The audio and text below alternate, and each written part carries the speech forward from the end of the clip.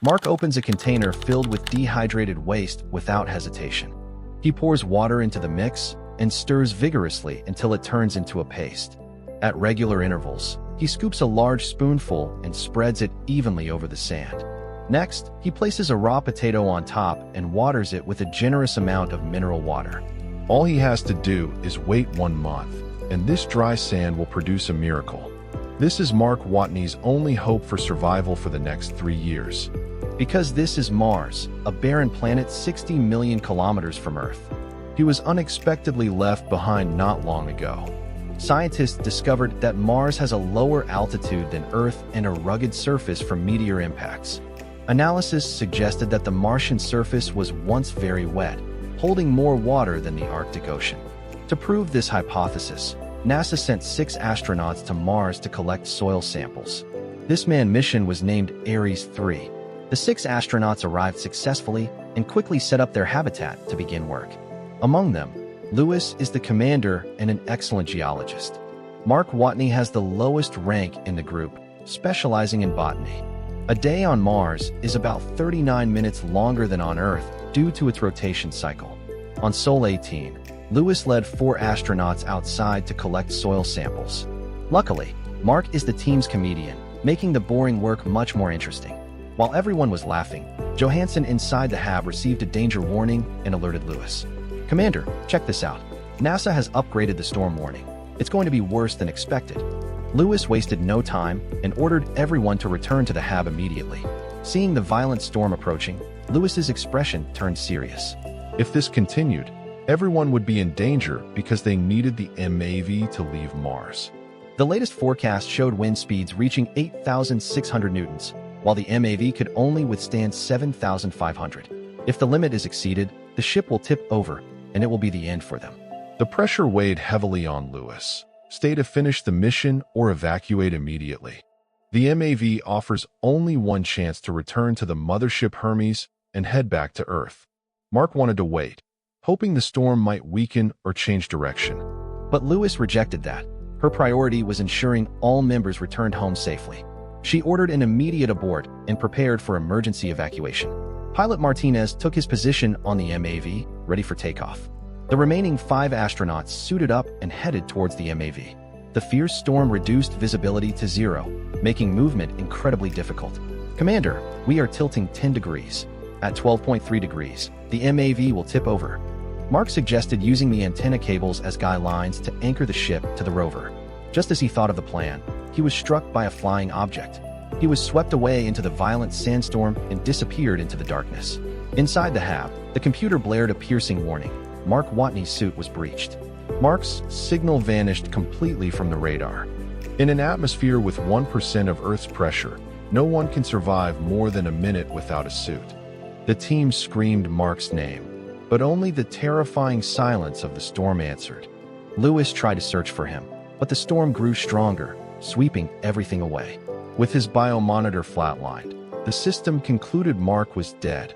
The MAV shook violently again, signaling imminent danger. Lewis had to make a heartbreaking decision to launch after her search yielded no results. Returning to the Hermes, Lewis reported the incident to NASA. Director Teddy immediately held a press conference to announce the tragic death of Mark Watney.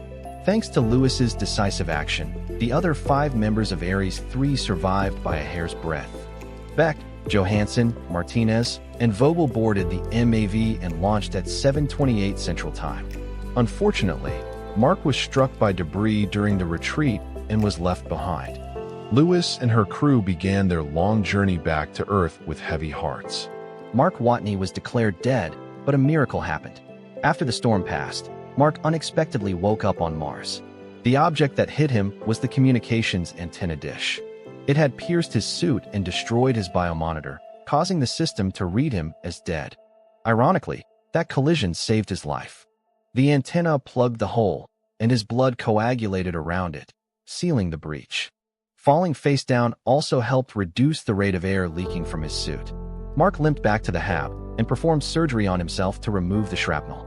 Although he survived, he quickly realized his situation was incredibly dangerous. The communications dish was destroyed, leaving him unable to contact NASA or his team. It was now Sol 21. After 3 days of rest, Mark began to recover. Now he must find a way to prolong his survival and wait for a rescue chance. Although Ares 3 was aborted, NASA had already planned for Ares 4. This was Mark's only chance for survival. The bad news: the Ares 4 MAV wouldn't arrive for another 4 years. This meant Mark had to survive on this desolate planet alone for 4 years. That seemed nearly impossible. Mark frantically searched the HAB. To survive, he needed enough food. Originally, the mission was for 31 days, but NASA packed 68 days of food per person for safety. The crew left on Sol 18, leaving enough food for 6 people for 50 days. For just Mark, that food could last 300 days or longer if rationed. Surviving 400 days might be possible, but 4 years is a massive gap to bridge. If luck isn't on his side, he will starve long before Ares 4 arrives. Fortunately, NASA anticipated the astronauts might get tired of pre-packaged meals. They left some raw potatoes in the kitchen for a Thanksgiving meal, and Mark found them. This discovery made him incredibly excited. Besides being an astronaut, Mark is also a botanist. He realized he could grow these potatoes to create his own food source. To others, surviving on Mars might sound delusional, but for Mark, it is a thrilling challenge. Time is the one thing he has in abundance. If successful, he will not only have food but also shock the entire botanical world. Growing potatoes requires soil, water, and light. Martian soil is barren and lacks nutrients, but Mark isn't discouraged. He uses the crew's waste as a perfect natural fertilizer. After solving the soil problem, he builds a makeshift greenhouse inside the HAB. He mixes the soil with the waste and carefully plants the cut potatoes. But now he faces a new challenge: water. There is reserve water, but he can't risk using it all on the plants. He needs it for himself. While watching movies at night, Mark brainstorms a way to create water. Basic chemistry: hydrogen plus oxygen equals water. Oxygen is easy. The HAB's oxygenator pulls it from the Martian atmosphere. But where to get hydrogen? Mark remembers the unused hydrazine fuel left in the landing vehicle. The chemical formula for hydrazine contains hydrogen. He siphons the fuel into a container and drips it over a catalyst to separate the hydrogen. Finally, he burns the hydrogen to create precious drops of water.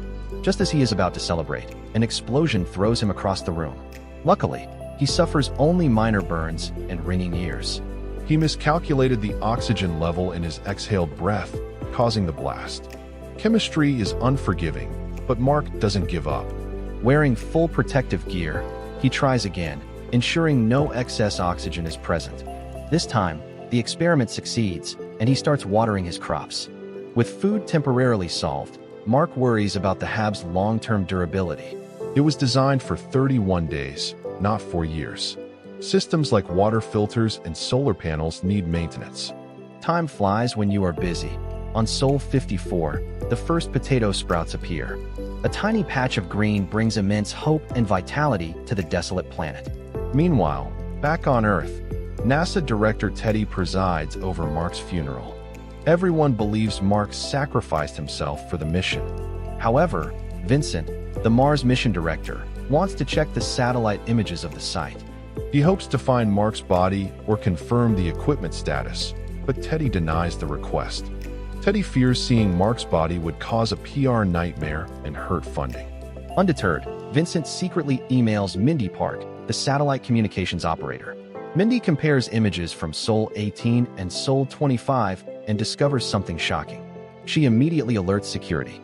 At 2:30 a.m., Vincent, Annie, PR director, and Teddy gather at the command center. They are stunned to see the rover has moved and the solar panels have been cleaned. The only logical explanation is that Mark Watney is alive and active. Teddy is conflicted. Revealing this could devastate the returning Ares 3 crew. He decides not to tell the crew yet so they can focus on getting home safely. However, legally, NASA must release the images within 24 hours.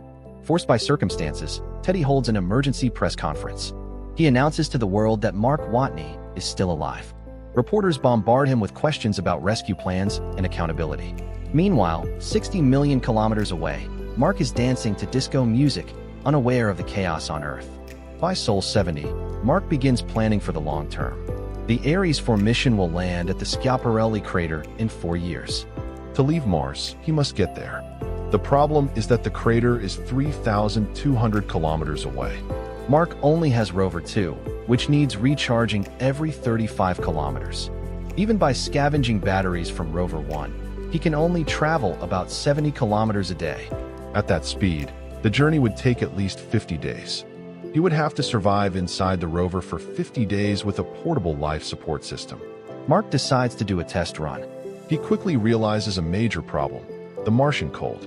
Temperatures drop to minus 63 degrees Celsius. If he doesn't use the heater, he will freeze to death. But using the heater drains the battery too fast to travel far. Using the heater consumes half the battery power, so staying warm becomes the most urgent problem. By Sol 79, Mark finds a solution: the radioisotope thermoelectric generator, RTG. To prevent mission failure due to power loss, NASA prepared a backup device, which is this RTG. It generates electricity from the heat of radioactive decay, commonly used for satellites and deep space probes. When solar panels fail or fuel runs out, the RTG is the ideal power source. However, when the crew arrived, Commander Lewis ordered it buried immediately. It contains plutonium-238, a highly radioactive substance, hundreds of times more potent than the uranium-235 used in nuclear weapons. Mark is terrified to handle it, but he has no other choice. As long as he doesn't break it, he should be fine. He digs up the RTG, brings it into the rover's cabin, and straps it down securely. The result proves Mark's genius. The cabin temperature quickly rises to a comfortable 20 degrees Celsius. Best of all, he doesn't have to worry about it running out. As long as the plutonium decays, it provides endless heat. Its half-life is 88 years. While Mark is busy on Mars, Earth begins planning his rescue. Through daily satellite images, NASA sees Mark traveling further with Rover 2. They easily deduce his intention. He is heading to the Ares 4 landing site. Director Teddy believes Mark needs food the most, so he decides to send a supply probe before Ares 4 arrives. He doesn't know Mark has successfully grown potatoes. Teddy contacts Bruce, the director of JPL, only to learn that the fastest supply mission would take 9 months. Everyone can wait, but Mark cannot. Teddy orders Bruce to compress the schedule to 3 months, granting unlimited funding. After arrangements are made, Mitch, the Hermes flight director, speaks up. He insists that Lewis and the crew on the Hermes have the right to know Mark is alive. Teddy refuses again, saying they will be informed only when there is a concrete rescue plan. Meanwhile on Mars, after 48 days of hard labor, Mark's efforts pay off. The potatoes are growing beyond expectations. He harvests the large ones and replants the small ones. Looking at 400 healthy potato plants, Mark feels incredibly proud. But he hasn't forgotten his main goal: to leave this planet, not to become a Martian farmer. Unfortunately, despite many attempts, he still cannot contact Earth. One day, while looking at a map of Mars, he gets a brilliant idea. The next day, Mark drives the rover to search for something near the hab. This action catches Earth's attention. Mindy, now with higher clearance, tracks his every move. She sees Mark hasn't moved towards Ares 4 for 13 days, but is circling a specific area. Vincent initially doesn't understand, but after tracing Mark's path, he realizes the plan. Vincent flies to JPL in California to find an artifact from 1997. At the same moment, Mark on Mars and Vincent on Earth say the same name, Pathfinder. On December 4th, 1996, NASA launched the Pathfinder probe, which landed on Mars 6 months later. It carried Sojourner, a rover that collected data and sent it back to Earth. It operated 3 times longer than expected before being buried by dust. Mark spent a lot of effort digging it up, hoping to use its communication equipment. NASA has a habit of building 2 identical versions of every probe, one for space, one for testing on Earth. When Vincent finds the replica at JPL, Mark brings the real Pathfinder back to the hab and boots it up. Everyone holds their breath as the system initializes. Signal received. The camera on Earth receives a command and rotates. The Pathfinder on Mars does the same. Mark immediately runs to find cardboard and a marker. He writes a question and 2 answers on signs, placing them in front of the camera. The camera on Mars turns to point at the sign, yes. Mark screams in joy. After more than 100 days, he has finally contacted Earth. However, yes and no are too simple for complex communication.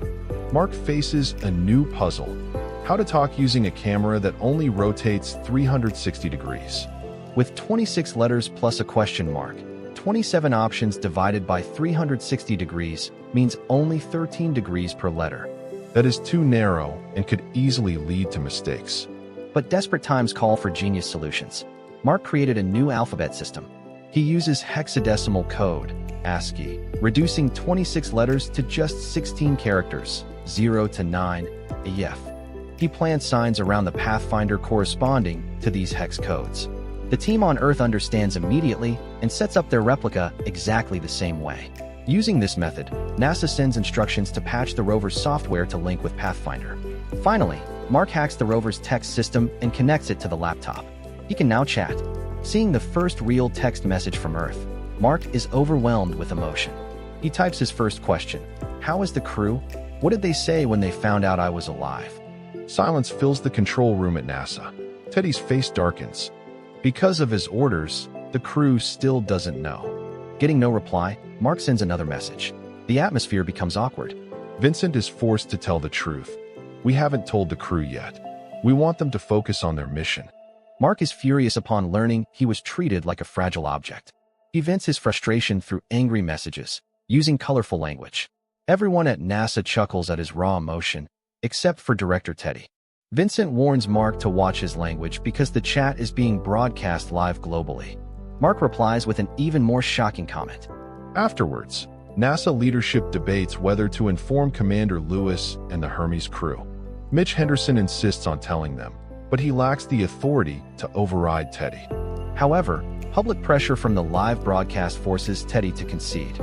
Soon, the Hermes receives a video file. Lewis and her team finally learn the truth. Hello, this is Mitch Henderson. I have news, and there's no easy way to say it. Mark Watney is still alive. I know you're surprised and have questions, but basically, he's fine and healthy. Henderson emphasizes that Mark understands the abort was necessary and blames no one. But this only makes the crew feel more guilty and devastated. On Mars, after calming down, Mark tries to empathize with his crewmates. At least now he can show off his potato farm and share funny stories via email. Back on Earth, Teddy faces a massive headache regarding the rescue timeline. Experts calculate that Mark's potatoes will only last until Sol 868. The supply probe won't arrive until Sol 912. That's a 44-day gap where Mark would starve. Everything must go perfectly, or Mark dies. Then, disaster strikes on Sol 134. The airlock used for entering the hab suddenly explodes due to material fatigue. The blast throws Mark outward. Luckily, he isn't injured, but his helmet faceplate cracks. Remembering that low pressure kills in a minute, Mark quickly patches the crack with duct tape. He rushes to the greenhouse, but it's too late. The breach exposed the plants to the freezing Martian night, minus 60 degrees Celsius to minus 70 degrees Celsius. All 400 potato plants are dead. Mark is crushed, sinking into despair. Earth learns of the accident, and the rescue plan becomes even more critical. With no farm, Mark's food will run out on Sol 609, not 868. The gap is now over 200 days. Vincent can't believe Mark can survive that long. Desperate, Teddy orders JPL to build the supply probe, Iris, in just 47 days. Bruce is overwhelmed, but pushes his team to the limit. On Mars, Mark regains his spirit after talking to the Hermes crew. He harvests the frozen potatoes, at least they are still edible, and repairs the hab with plastic canvas. By Sol 154, without the greenhouse, Mark has to ration his food strictly. On Earth, JPL finishes the Iris probe ahead of schedule by skipping safety inspections. Teddy ordered the shortcut, knowing it was a gamble, but they had no choice. The rocket launches successfully. Everyone at NASA holds their breath. But ComSeas never made a skilled sailor. Shortly after liftoff, the rocket begins to wobble violently. The load shifts, and the rocket, built in months instead of years, explodes in midair. Mark watches the failure via text updates. He loses all hope. He sends a last-will email to Lewis, asking her to visit his parents if he dies. Tell them I loved my job. Unknown to Mark, his plight has united the world. The China National Space Administration, CNSA, sees the news and decides to help. They have a classified booster rocket, the Taiyang Shun, capable of reaching Mars. Although helping the US means delaying their own space program, the Chinese director believes it's worth it. NASA gratefully accepts the offer and plans a second rescue mission. Teddy wants to stick to the original plan, send food to Mark first. But a young astrodynamicist named Rich Purnell has a different idea. Rich, a disheveled genius at JPL, has been running calculations on his supercomputer for days. He presents a bold plan. Instead of sending a probe, send the Hermes back to Mars. As Hermes approaches Earth, it can use Earth's gravity to slingshot back towards Mars. The Taiyang rocket will launch supplies to dock with the Hermes as it passes Earth. Hermes will then speed back to Mars, arriving by Sol 549, well before Mark starves. Mark would then travel to the Ares 4 MAV and launch into orbit to be intercepted by Hermes. The downside: the 5 crew members on Hermes would have to stay in space for another 533 days. They are only a month away from home now. Extending the mission poses huge risks to their lives and the ship. The ultimate question remains: should Mark face the danger alone, or should the 5 crew members risk their lives? Mitch Henderson believes the crew should decide, but Teddy refuses.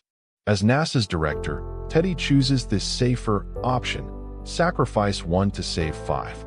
Unwilling to accept this, Mitch sends the Rich Purnell plan to the crew secretly. He disguises it as a text file inside an email to Johansson. Johansson decodes the hidden message and shows the plan to Commander Lewis. Lewis calls a secret meeting. They vote. If we do this, we add 533 days to our mission, but we save Mark. The vote is unanimous. They decide to mutiny against NASA's orders. They execute the maneuver, disabling remote overrides so NASA can't stop them. Back on Earth, the control center panics. Hermes is off course. No, the flight director realizes. They didn't drift. They adjusted course intentionally. Teddy is furious but helpless. He has no choice but to support the mission now. He confronts Mitch. When this is over, I want your resignation. Mitch accepts the price gladly. Bring our astronauts home. On Mars, Mark begins the arduous 3,200 kilometers journey to the Schiaparelli crater. He drives Rover 2, modified to carry all his life support, moving only at night to save power. After 538 days on Mars, Mark finally arrives at the Ares 4 MAV. But there is a new problem. The MAV is too heavy to reach the intercept orbit. Bruce at JPL delivers the instructions. You need to strip 5,000 kilograms off the ship. Mark has to remove the control panels, the life support, the windows, and even the nose cone. You want me to fly into space in a convertible? Mark asks, disbelieving. He has to cover the open hole with nothing but canvas and duct tape. It sounds insane, but it's the only way to get enough speed. Launch day arrives. Mark sits in the stripped-down MAV, exposed to the thin atmosphere. This is Hermes. Launch in 2 minutes. How are you feeling, Mark? I'm ready to go home. The engines ignite. The MAV shoots into the Martian sky. As the speed increases, the canvas cover rips off, flapping violently. The G-force is overwhelming. Mark passes out in the pilot's seat. The MAV reaches orbit, but it's not high enough. The distance gap is 68 kilometers, and the speed difference is too great. Lewis makes a desperate call. We have to slow down to catch him. She orders Vogel to build a bomb using sugar and liquid oxygen to blow the ship's airlock. The escaping air will act as a thruster to slow the Hermes down. Boom. The airlock explodes, and the ship shudders, decelerating successfully. The relative speed drops, but Mark is still too far away. Mark wakes up and proposes a crazy idea. I'll poke a hole in my glove and use the escaping air like Iron Man. Lewis rejects it immediately. Too risky. Lewis goes out on a tether to catch him, but she can't reach. Seeing he is out of reach, Mark decides to do the Iron Man maneuver anyway. He punctures his glove. The air jet propels him wildly through space towards Lewis. He spins out of control, but he closes the gap. I got him. Beck and Lewis grab Mark's tether. After 500 days of isolation, Mark is finally pulled into the Hermes airlock. Report, Lewis asks. Crew is safe. Mark Watney is on board. Mission control on Earth erupts and cheers. People all over the world celebrate in the streets. Mark removes his battered helmet, looking at his rescuers with tears in his eyes. The long nightmare is over. He is going home.